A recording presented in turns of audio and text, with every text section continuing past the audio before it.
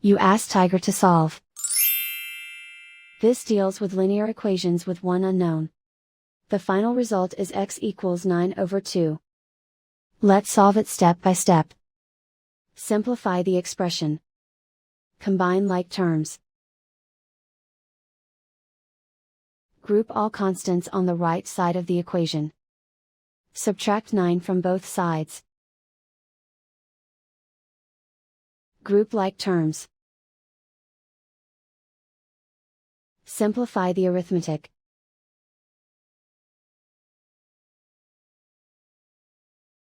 Isolate the x. Divide both sides by -2.